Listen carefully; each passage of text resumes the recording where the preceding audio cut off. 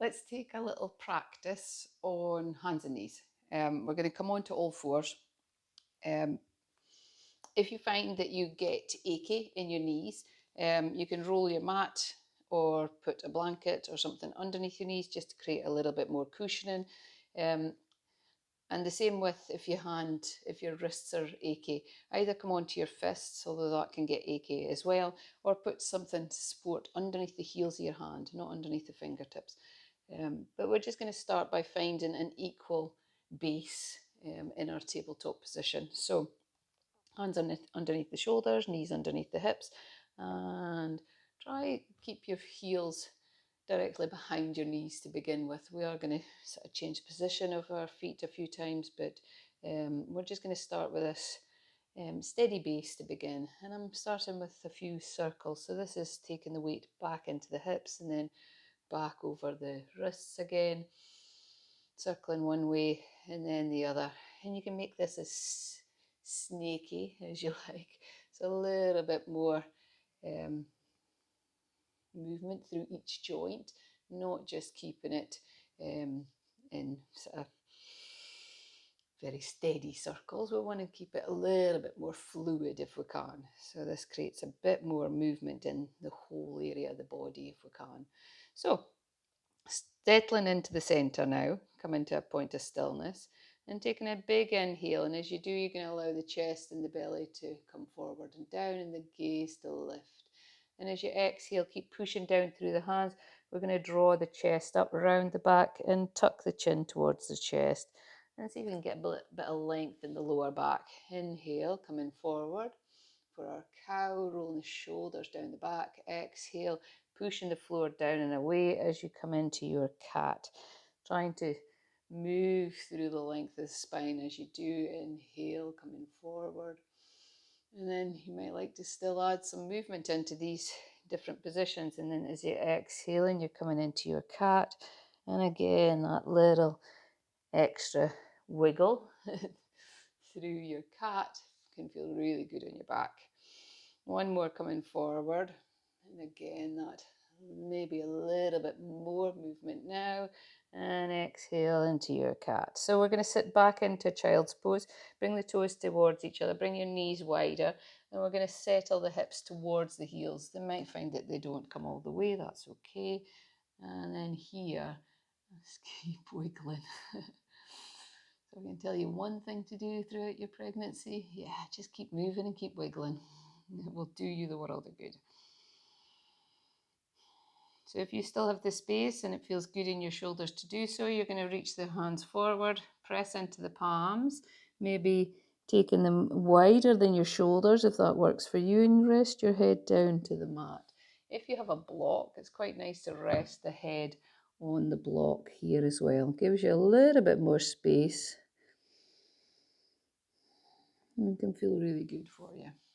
Okay, so coming back up onto the hands and knees, we're going to add in a little bit more movement now. So reaching the right leg back, pushing into the toes, and we're going to start to rock back and forth. Grip with your fingertips, takes a little bit of weight out of the wrists, takes a bit of that tension out. So keep rocking back and forth, pushing into the heel, and then pushing yourself forward from those toes. It's really important to look after the health of our feet as we go through our pregnancy. So keep pushing down through the hand. We're going to reach the left arm forward, pushing into the fingertips. Either remain here, or if you're feeling ready to add a little bit more on, you're going to reach the left arm forward, right foot back, trying to keep a nice long line across the body and placing it back down. Taking it into the other side, left leg's coming back, pushing into the toes, and we're rocking back and forth. So pushing from the toes to bring yourself forward and reaching back through that heel. Tension through the whole leg and keeping the hips even when we take it into this reach. Something's called Superwoman. So reaching the left leg back. Maybe you're just going to lift the leg, or maybe you're going to add in that lift of the arm as well. As you do, spiral the hand down so the pinky edge of the hand is towards the floor, and it creates a little bit extra movement into the shoulder, and release it down. So bringing the knees slightly closer towards each other, and the feet are coming wider this time. So that depends on your body as to how much that movement is. And then this time we're going to start to push back and forth. So pushing back into the hips and then coming forward. Inhale as you come forward. Exhale, pushing back.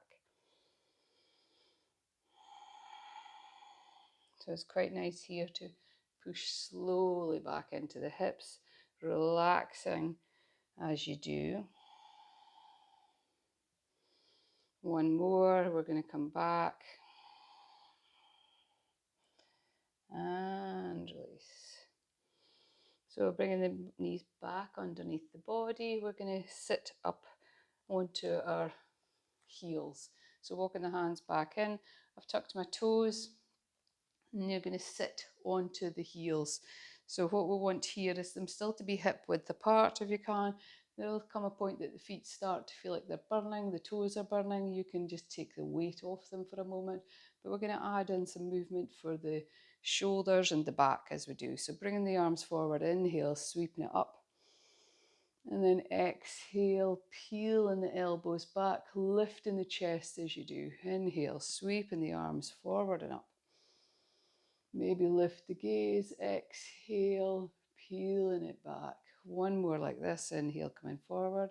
Lift up off your heels if you're feeling it too intense. And peeling it back. And release. Okay, walking the hands forward again. This time I'm on my fingertips. I'm going to bring the right leg forward to outside the hand. So depending how things feel in your pelvis, just watch you haven't overstretched that. And you can also add in, if you're finding space is starting to become lacking in the body, you can use blocks or a bolster or even a stool to put your hands on to give you a little bit more space. I'm going to start with a few little lunges. So just rocking back and forth. So the leg is slightly turned out. As I come forward, you can lean into that a little bit more. And then as you rock back, you can push down into the heel. You don't need to straighten the leg. Just think about pulling this leg back towards you. Inhale, coming forward. This time I'm going to come up. So bringing yourself hands up onto the hips, roll the shoulders back. So we're in a very short, low lunge. Think about the left hip coming forward and the right hip coming back, almost like you're trying to pull the back leg forward, front leg coming back. And then we're going to lean into it a little bit more. Shoulders are coming down the back. Inhale, lifting the arms up. This time you're going to circle the arms back, keeping them straight. And one more. Inhale, lift. Exhale, circling back. Interlace the hands in behind, chest lifts, shoulders coming back. You can have the arms bent if that feels better for you, pushing into your lower back, and lift.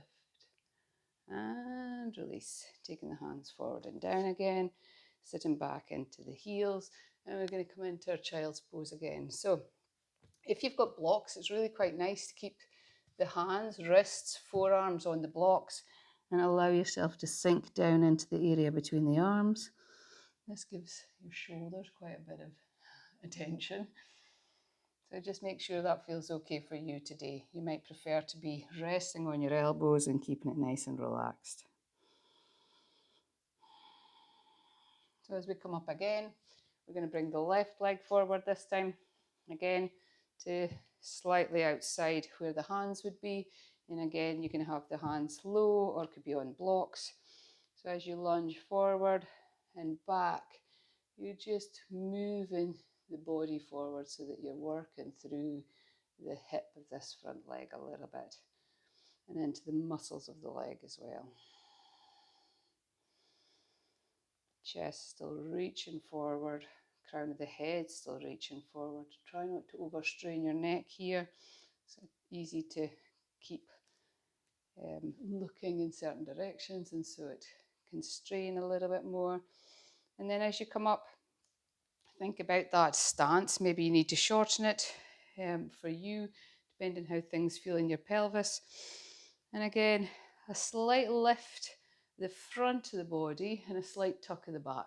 So we're not just clenching and tucking the bottom right under, but you're trying to create a little bit of length in the lower back.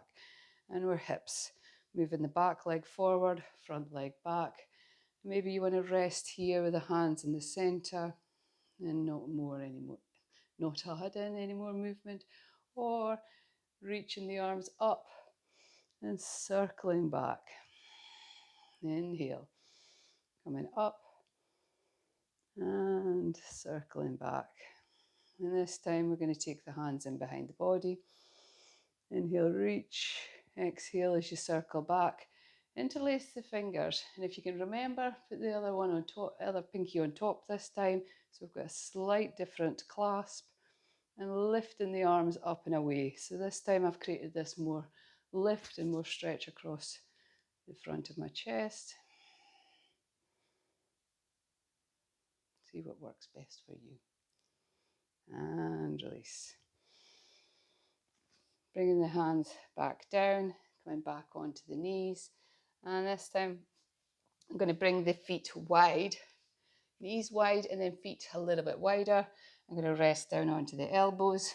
Again, you could use a block to rest the head on, whatever feels most beneficial for you, depending on where you are in your practice today.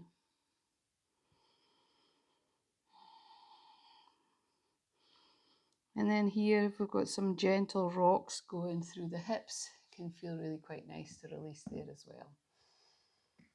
So the last little part of this mat practice, we're going to come back into our tabletop position. And then either staying here in your tabletop and working through the cat-cow again if you wish, or going to tuck the toes, reach the hands slightly further forward, and then send the hips back and up for downward facing dog. So it's quite nice here to keep it moving, especially at the moment when you may be feeling heavily pregnant, or maybe just want to get a little bit more release into the legs and the hips.